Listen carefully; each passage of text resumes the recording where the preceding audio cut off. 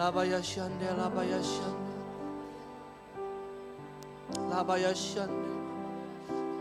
Labaya shande, labaya shande. Tuhan Yesus, hari ini kami memperingat Injungan Agung ya Bapa. Atas pengorbanan Engkau atas kami semua. Karena kamilah Engkau mengkorbankan diri buat kami ya Bapa. Terima kasih Tuhan. Terima kasih kami ada seperti sekarang kami ada. Semua karena anugerah dan kebaikan Tuhan. Terima kasih Bapa, terima Roh Kudus. Penuhi kami ya Bapa. Biar Tuhan pada pagi dan siang ini kami masuk dalam hadirat Engkau. Kami masuk dalam perjamuan kudus-Mu. Kami bawa diri kami Tuhan. Kami siap diperbaharui Tuhan. Terima kasih. Kami berdoa di dalam nama Tuhan Yesus. Haleluya. Amin. Shalom saudara, silakan duduk. Saya mulai dengan dengan satu kisah gosip yang baru. Saudara ingat nggak 2-3 minggu yang lalu ada kejadian di Mekawangi yang bikin heboh. Rumah kemasukan maling dengan pencurian paksa. Ada yang dapat video nggak? Ada yang ketawa gitu ya. Itu rumah siapa saudara? Rumah saya. Aduh, saya pas kejadian itu saya ada di luar negeri. Saya lagi sama istri saya lagi belanja, lagi seneng lah, happy lah ya. Lebaran kan, saya minta izin sama pengelolaan di Soekarno Hatta 2, izin 2 minggu off. Ya kan, saya pikir saya enjoy gitu kan. Ini saya ceritain sedikit tentang kisah ini. Saya punya pegawai asisten rumah tangga 2 orang. 1 orang Jawa, 1 orang Sunda. Nah, orang Jawa ini ikut saya udah 10 tahun, 9 tahun lebih dah. Yang Sunda juga sama. Datang pada saat infal, hari Lebaran aja. Nah, pas Lebaran ini, karena anak-anak saya di luar, ya, istri saya bilang, kayaknya gak perlu 2 orang deh, 1 orang aja lah ya. Udah biasa mereka itu. Saya punya 2 supir di rumah yang siap membantu rumah gitu kan. Pembantu yang kena bacok ini, itu orang Sunda. Saudara. Dia ngomong ke istri saya gini, Bu, saya pengen di sinilah. Saya lagi penuh uang, kata dia ke istri saya. Istri saya bilang, ya udah, nggak usah. Dia sedikit cerita dengan air mata dia. Istri saya bilang, nggak usah nangis, udah di sini aja. Kamu lakukan apa yang kamu mau lakukan. Kata istri saya, ya udah di sini aja. Singkat cerita kami berangkat, ya kan. Pas kejadian, asisten rumah tangga saya yang Jawa sakit. Gaya saya dia tiru, kalau dia kali saya sakit, saya itu infus saudara. Saya itu kalau dia kali mau kemana gitu sakit, biar cepet, saya nggak ke dokter, saya infus. Saya panggil dokter, saya pakai suster, saya infus. Ini pembantu sakit nama nggak ikut saya, ya ikut infus saudara di satu rumah sakit. Infusnya nama 3 jam. Pada saat asisten rumah tangga saya infus di satu rumah sakit, mantan pegawai saya datang ke rumah saya, izin untuk ke kamar mandi, saudara. Nah, terjadilah sedikit kasus pencurian. Nah, yang bingung dari pegawai saya, mantan pegawai saya, dia dulu ikut di usaha saya udah lama, dia keluar karena dia ada sedikit kebiasaan jelek, judi, minum, akibatnya uang dia habis. Singkat cerita begitu. Nah, kakak yang pelaku ini ikut saya udah 10 tahun, saudara. Jadi keluarganya saya kenal semua, dari kakaknya, dari siapanya saya kenal semua. Ya kan, sesuatu yang kadang-kadang di luar dugaan kita ya saudara ya. Sesuatu yang kadang-kadang nggak masuk akal gitu loh. Saya kenal keluarga ini, saya berkati pada saat dia menikah, kita berkatin dia, tapi ada kejadian datang ke rumah, niat mencuri. Dan puji Tuhan, rumah saya nggak ada apa-apa. Bener. Ada teman saya telepon, Ninto, barang kamu hilang emas 1,5 kilo ya. Dia bilang, puji Tuhan, emas 1,5 kilo saya ngasih menin rumah. Aduh, ya, ada yang ngomong apa gitu, Ninto kamu hilang apa ya? Enggak, saya sampaikan di sini dengan penyertaan Tuhan, penjagaan Tuhan, satu barang pun nggak ada yang hilang. Nah, dia datang ke rumah, dia rumah saya nggak ada apa-apa gitu loh. Agak bingung dia. Dia mulai cecok sama pegawai saya mulai ditusuk karena pegawai saya lagi mandi, lagi masak. Dan ditusuk, pemandu saya itu keluar darah di sini, gitu ya, keluar tusukan di leher sini, ya kan. Karena ada keluar darah, pegawai saya ini agak pinter nih, pura-pura pingsan saudara. Dia pingsan, jadi pingsan gitu aja. Kalau dia pingsan, pelakunya lari ke atas, ke kamar utama saya. Untuk coba dia ada barang apa lagi di atas gitu ya. Nah pada saat, ini kayak sinetron, saya juga bingung ceritanya ya. Saya nggak pintar cerita ya. Kudanya harus yang Pak Sodani yang cerita ya, dia paling jago cerita begini. Nah pada saat pelaku naik ke atas, pemandu ini narik ke depan, minta tolong, ditolong sama ojol saudara. Ditolong sama ojol, puji Tuhan diantar ojol ke rumah sakit dan pelaku ditangkap di tempat kejadian. Yang luar biasa, saya mau cerita penyertaan Tuhan itu luar biasa apa. Pada saat pemandu saya masuk ke rumah sakit, ada satu teman saya lagi di situ. Dia lagi anterin orang tuanya berobat, bayangin. Karena dia kan pakai BPJS, agak lama penanganannya. Jadi karena dia tahu itu pegawai saya, dia telepon saya, bro, pemandu kamu di rumah sakit ini nih. Waduh puji Tuhan, lu beresin dong. Dia beresin A sampai Z. Dia beresin dari uang jaminannya, dia beresin dokternya. Tuhan luar biasa dalam pengetahuan Tuhan itu. Rumah saya nggak ada kehilangan apapun juga, pembantu saya tertanganin dengan baik, dan sudah pulang ke rumah, dan sudah bisa jalan. Pas saya itu adalah satu kejadian yang mengejutkan. Tapi hati saya bilang, low complaint. Tidak ada komplain sama Tuhan sama sekali. Yang ada di hati saya ada ucap syukur, kebaikan Tuhan. Karena apa? Pembantu saya nggak ada apa-apa. Dan saya siap kerja lagi. Wow, buat saya luar biasa. Ada pertolongan dan pembelaan dari satu asisten rumah tangga terhadap saya itu luar biasa. Dia belain rumah saya, padahal rumah saya nggak ada apa-apa. Saya ingat kisah film sebelum saya berangkat, istri saya itu suka nonton. Tiap kali tiap minggu ajak saya ke bioskop. Jadi kita kemarin nonton film Last Supper, perjamuan terakhir. Aduh, saya lihat kisah itu, saya bilang sama istri saya, kita patut bersyukur. Apapun terjadi dalam hidup kita, ucap syukur kebaikan Tuhan. Karena apa yang kita ingetin hari ini saudara? Apa? Paskah itu bicara, cuma Agung itu bicara pengorbanan saudara. Betul nggak saudara? Pengorbanan, ada pengampunan dan ada mukjizat. Saya buka di 1 Petrus 2 ayat 24.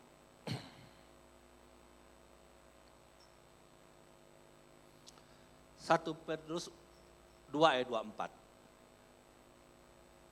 Dia sendiri telah memikul dosa kita di dalam tubuhnya di kayu salib. Supaya kita telah mati terhadap dosa.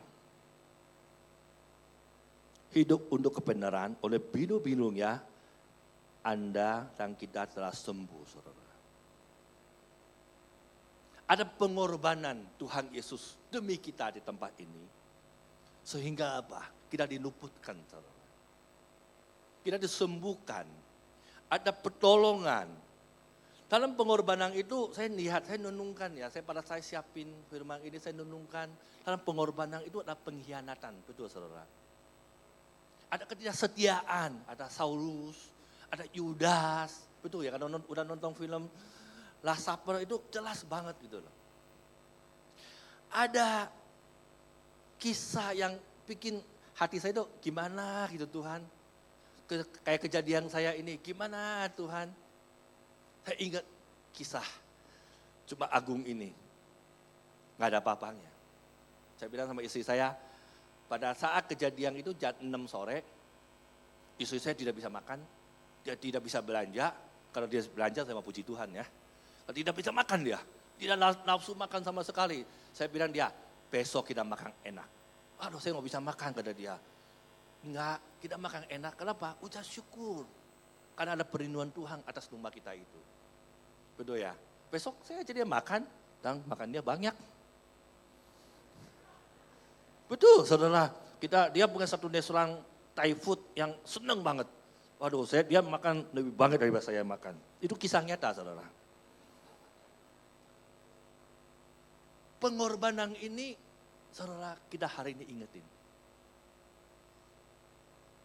Saudara kalau ngalamin situasi dan kondisi yang agak sulit, ingat kisah pengorbanan Tuhan Yesus. Apa kita yang ngalami nggak ada apa-apanya, betul ya saudara? Saya sampai puncaknya, saya suka satu kisah di Markus 15 ayat 34.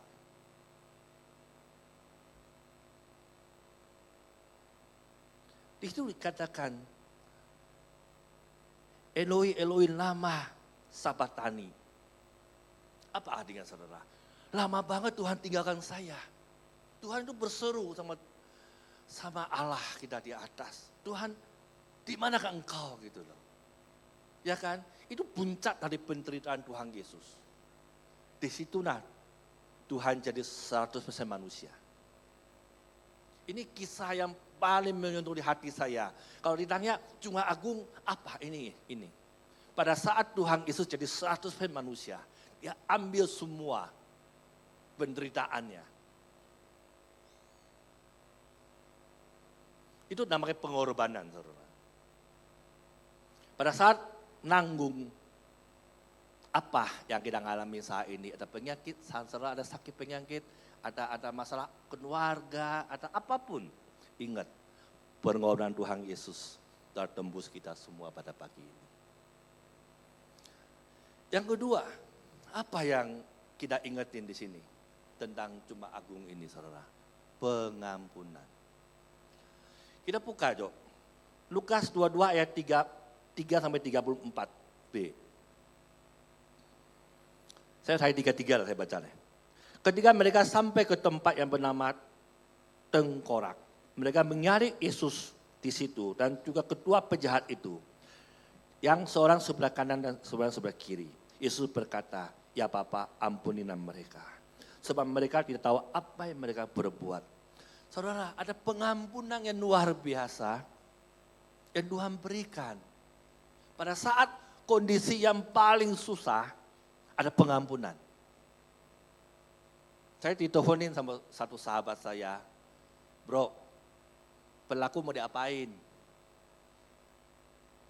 Saya bilang, waduh, diapain ya? Saya tidak kayak gitu, saya bingung, saya nggak bisa jawab. Tapi pada saat saya siapin firman Tuhan ini, ada namanya pengampunan. Pengampunan.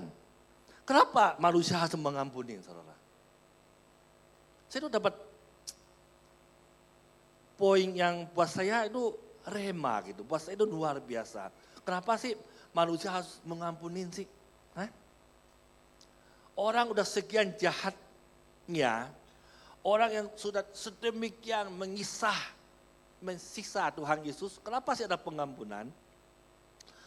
Saudara, saya baca sedikit cepat. Pengampunan adalah perintah Tuhan Yesus. Matius 6 ayat 14-15. Karena jikalau engkau mengampuni kesalahan orang, Papamu di surga akan mengampuni kamu juga. Kalau mau baca lebih dalam lagi, tetapi jika kamu tidak mengampuni orang, Papamu juga tidak akan mengampuni kesalahan kita. Wow. Saudara, hari ini Tuhan ingetin pengampunan itu penting banget. Supaya apa? Supaya kita diampunin juga, saudara. Ada nggak orang nggak bikin salah dan dosa? Betul ya? Tidak ada. Betul ya, saudara? Ada wanita Samaria yang bikin dosa, Tuhan Yesus orang nempelin batu kalau ada yang tidak melakukan dosa. Nggak ada satu pun yang nempelin batu, betul ya kisah itu? Nggak ada manusia yang sempurna di dunia ini. Maka pertama supaya kita bisa melakukan kehendak Tuhan, kita bisa terima anugerah Tuhan, lakukan pengampunan pertama. Itu perintah. Yang kedua, kenapa manusia harus saling mengampuni?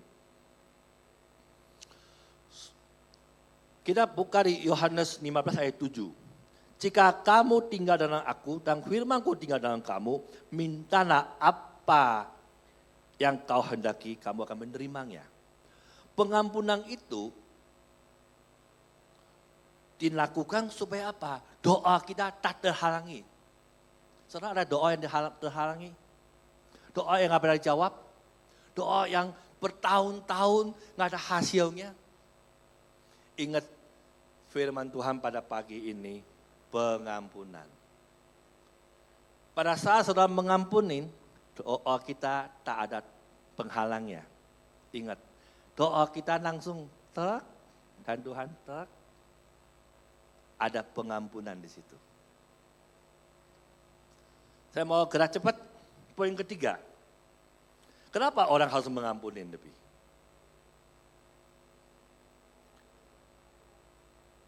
Mazmur 103 ayat 3. Ia mengampuni segala kesalahanmu, ia menyembuhkan segala sakitmu. Pengampunan itu menghindari kita dari segala sakit penyakit.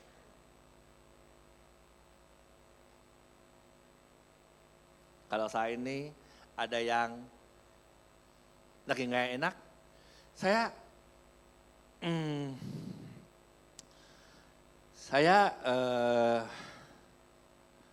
kemarin sakit pinggang, cukup parah.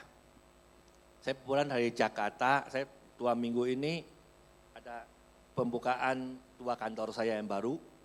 Jadi saya agak sibuk 2 minggu ini, seminggu ini saya ada sibuk karena ada pembukaan 2 kantor. Plus saya masuk ke Jakarta pulang pergi, akibatnya pinggang saya kumat. Kemarin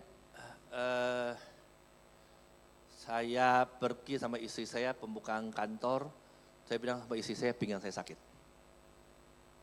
Nah, saya itu punya satu kebiasaan, kalau pinggang saya sakit, saya panggil satu orang yang pijetin saya gitu.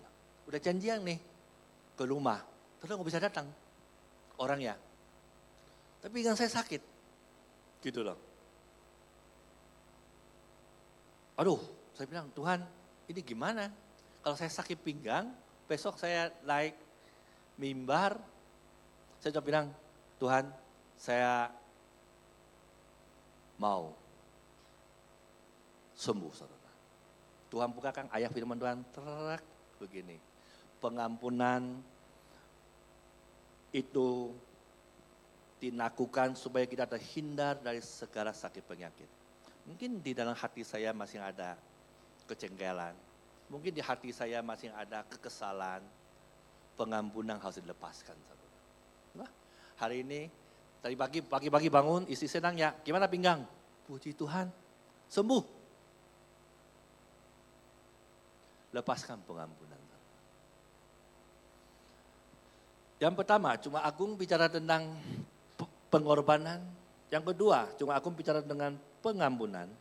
Yang ketiga, saya mau cepat, cuma Agung bicara dengan mukjizat.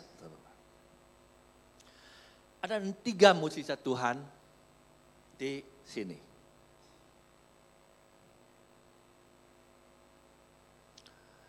Yang pertama kita buka di Matius 27 ayat 45. Mulai dari jam 12 Kegelapan mulai menikupi seluruh daerah itu sampai jam 3. Pada saat terjadilah kegelapan yang menikupi semuanya. Saya tuh cari gitu loh. Kenapa sih kok sampai begitu gitu loh. Sampai sekian jam gelap gulita gitu. Ada apa sih?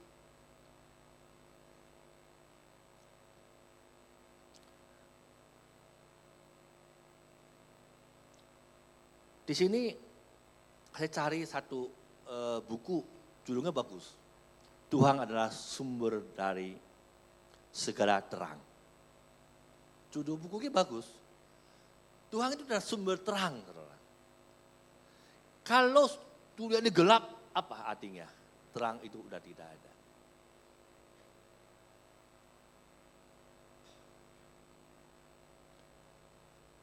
Kalau ditanya sama orang tentang kenapa sih terjadi kegelapan yang sekian lama, nggak ada yang bisa jawab. Sampai saat ini, kesimpulan anak Tuhan cuma satu, itu mukjizat. Yang kedua, mukjizat terjadi, tabir baik suci terbelah dua. Ini yang saya suka banget. Matius 27 ayat 51. Dan lihatlah, tabir baik suci terbelah dua dari atas sampai ke bawah. Terjadi gempa bumi dan bukit-bukit batu terbelah. Saudara, apa arti dari kisah ini? Saudara? Pada saat pengorbanan itu terjadi, sudah tidak ada penghalang lagi antara hubungan kita dengan Tuhan. Tidak ada tirai lagi pemisah. Saudara bisa langsung datang ke Tuhan. Yesus, ya Abah, ya Papa. Nggak ada penghalang. Nggak ada perantara lagi. Langsung dari kita ke Tuhan Yesus sendiri. Itu namanya kuasa pengorbanan itu. Wow, luar biasa. Saya baca ini, wow, luar biasa. Tuhan terima kasih. Dengan pengorbanan begitu, Tuhan ada satu masuk tertentu supaya kita bisa langsung hubungan dengan Tuhan. Wow, keren. Mukjizat yang ketiga apa? Ada orang yang diselamatin. Betul nggak saudara? Matius 27 ayat 54. Seorang non-Yahudi, bangsa yang tidak bersunat, kepala pasukan menyalikan berkata, di hadapan umum, saudara, di hadapan umum. Sungguh, orang ini adalah orang benar. Di hadapan umum, saudara. Itu adalah pengakuan.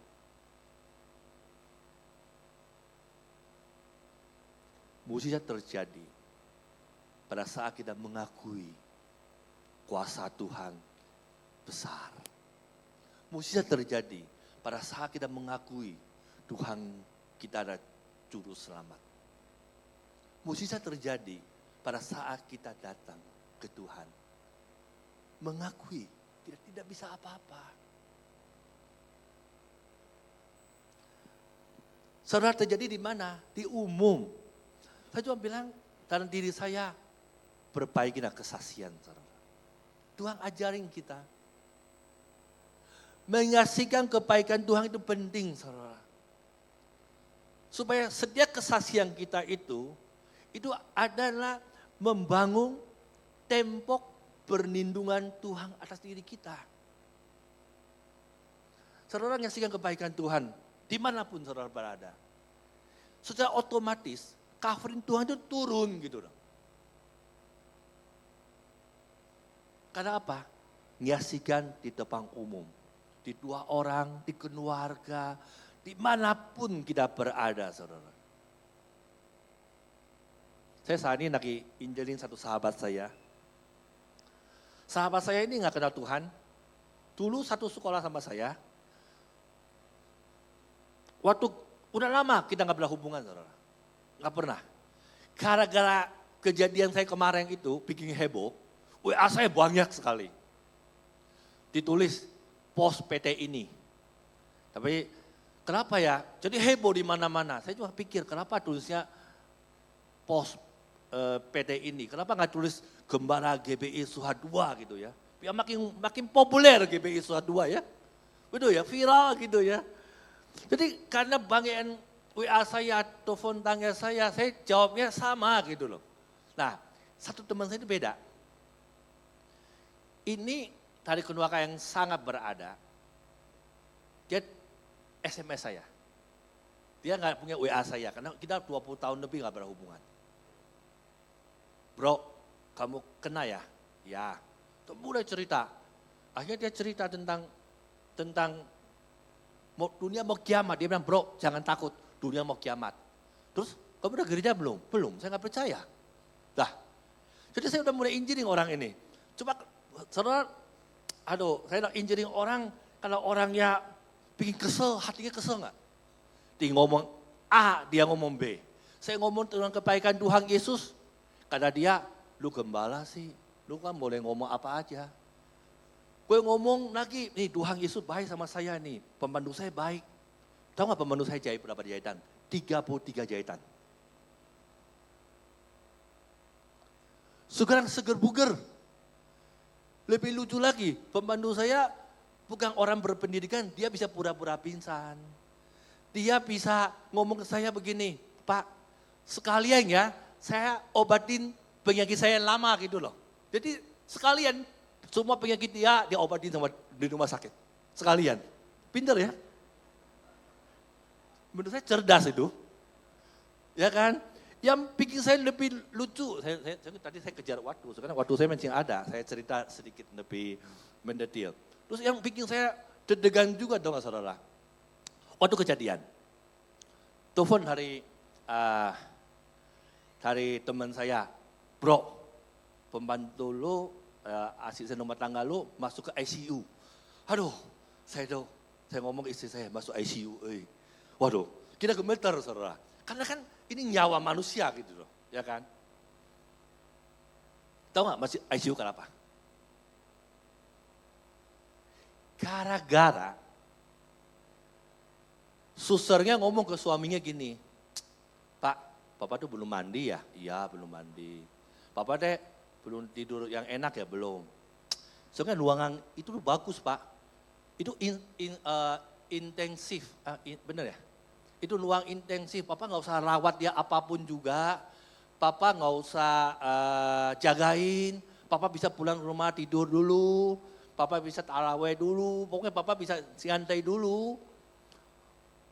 Kenapa dia harus begitu? Karena dia, ternyata pegawai saya ini ada paru-paru kena air, tapi bukan disebabkan sama kejadian kemarin. Karena dia udah lama terjadi paru-parunya ada air saudara. Jadi pakai untuk bius dijahit, dioperasi itu dia penuh disedot. Nah disedot kan belum bius. Bius nggak bisa masuk karena ada air di sini. Jadi ya namanya juga orang orang sederhana maaf ya. Jadi dia nggak ngerti bahwa wah harus dibius. Takut dia. Jadi sama susternya dia ngomong gitu. Bener, dimasuk ke ICU saudara. Gara-gara apa? Suaminya pengen pulang mandi dulu. Saya gak bercanda. Dia mandi saya gemeter di luar negeri gitu loh. Wah, saya bilang sama istri saya, gawat masuk ICU. Gimana dong? Kita doa, saya doa. Saya ngomong ke istri saya, udah saya suka tenangi hati istri saya. Istri saya lebih gemetaran kan, badan saya kan keker gini, gendut gini kan, lebih stabil lah ya. Tapi hati saya juga gemeter saudara, ICU gitu loh. Akhirnya saya udah selesai doa, saya tuh pengen telepon dokter. Dok, gimana kondisi asisten rumah tangga saya? Kok masuk ICU? Oh Pak tenang aja Pak, dia mah pulang mau mandi. Aduh astagfirullah Tuhan. Saya cuma bilang, aduh. Satu ada sisi pengen ketawa gitu ya. Dia nggak tahu satu kamar dan satu malam ICU itu berapa duit. Karena dia pikir bosnya bisa nanggung gitu ya. Bisa nanggung semua karena kan kita nggak mau pakai BPJS karena akan lama prosesnya maaf. Aduh ada satu kisah yang kadang-kadang saya cuma pikir gini. Ada satu kisah yang bikin kita gemetar. Kadang-kadang ada penghiburan tersendiri gitu loh. Kalau kita andalkan Tuhan. Betul ya? Nah saya sambung ke teman saya ceritain kisah ini ke teman saya. Teman saya bilang apa? Bro, kebetulan. Kubrak itu orang itu. Saya bilang ke dia, dalam Tuhan Yesus nggak ada kebetulan. Ada juga rencana Tuhan. Setuju nggak? Dia marah sama saya. Iya, lu sih bisa ngomong gitu, katanya gitu. Karena lu suka hidupnya udah enak. Kok bawa kemana-mana gitu ya. Dia ceritain kisah dia yang dulu itu. Saya bilang dalam hati saya, aduh Tuhan, kalau bisa udah nggak usah lah penginjilan kayak gini. Lebih baik saya siapin firman Tuhan buat hari Jumat aja lah. Ada aja gitu yang orang-orang yang bikin kita kesel di hati. Tapi ingat, pada saat kita kesel hati, pada saat kita hadapi situasi kayak saya masih manusia saudara. Saya ceritain kelemahan saya juga saudara. Saya diingetin, ada pengampunan, ada pengorbanan, ada mukjizat saudara. Kita datang ke gereja ini, kita mau terima. Betul saudara, kita mau terima. Betul ya, mukjizat Tuhan terjadi dalam hidup kita, betul ya. Pasti ada prosesnya. Pasti. Ya. Buat saya, Jumat Agung ini saya kasih judul buat pribadi saya, no complain. No complain. Saya semalam ada satu hamba Tuhan konsultasi sama saya, ceritain banyak hal tentang kehidupan dia. Saya bilang ke dia, datang ke ibadah ini, dengerin saya ngomong, no complain. Kisahnya bikin saya terharu dan sesak dada lah, gitu ya kan. Saya nggak ceritain sini apa kisahnya. Tapi buat saya, hidup itu harus no complain. Saya ngundang imam musik, silakan kita masuk dalam perjamuan. No complain, saudara. Apapun kondisi kita saat ini, no complain.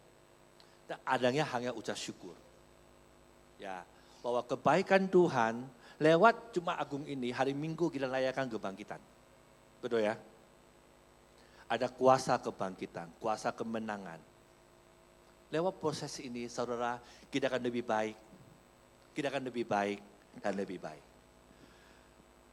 Tuhan berkati. Kita masuk dalam perjamuan kudus yuk. Ada yang belum terima cawan perjamuan?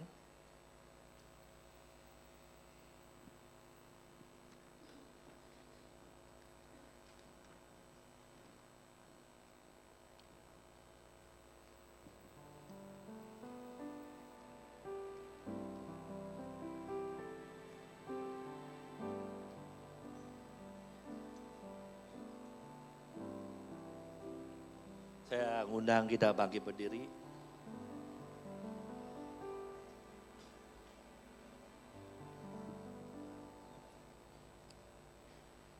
Datang ke hadirat Tuhan, minta ampun saudara. Kalau ada yang belum beres di hati kita. Kalau ada sesuatu yang menghalang berkat Tuhan, menghalang doa kita, menghalang mukjizat Tuhan terjadi dalam hidup kita. Saudara, saat ini datang ke Tuhan. Labaya shande, labaya shanda, labaya shanda. Laya shande, labaya sando. Labaya shande, labaya sando. Labaya shande, labaya sande, labaya sando.